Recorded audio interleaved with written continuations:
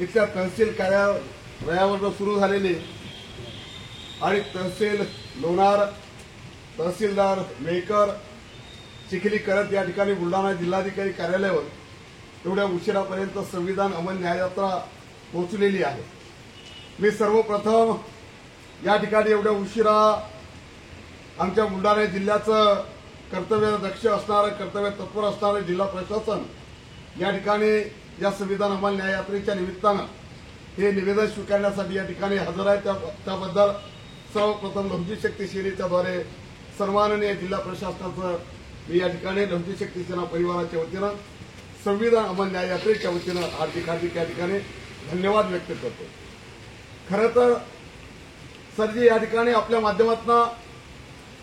या देशाचं भारतीय सर्वोच्च न्यायालय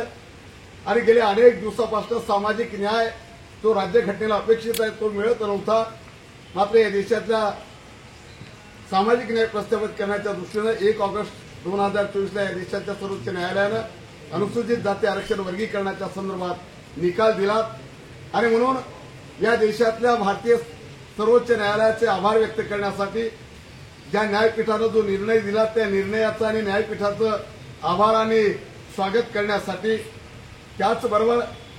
या देशाच्या संविधानाचा आदर व्यक्त करण्यासाठी, गौरव करण्यासाठी या ठिकाणी संविधान अंमल न्याययात्रेच्या माध्यमातून हा संपूर्ण दिवसभर आम्ही आनंदोत्सव साजरा करतो आहे।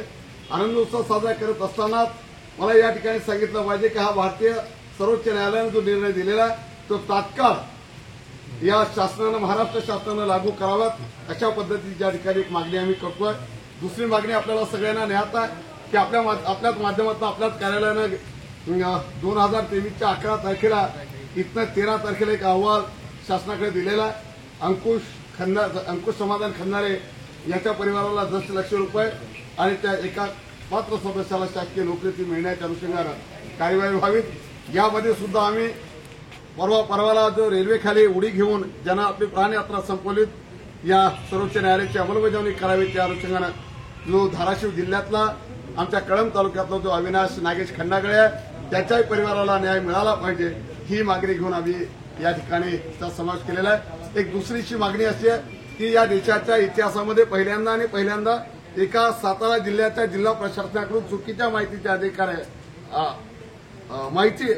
आधारे या ठिकाणी जवळजवळ 17 ते 18 घरकुलं आहेत, घर त्या ठिकाणी पक्की घर पाडलेली आहेत, तो अन्याय झालेला आहे आणि म्हणून निश्चितपणानं त्याही प्रकरणातल्या पीडितांना न्याय मिळाला पाहिजे, त्याचं पुनर्वसन झालं पाहिजे, त्यांना घरे मिळाली पाहिजे, नागरी सुविधेसह अशा अनेक मागण्या घेऊन भारतीय सर्वोच्च न्यायालयाचे आभार व्यक्त करण्यासाठी या देशातली आजपर्यंतच्या इतिहासातली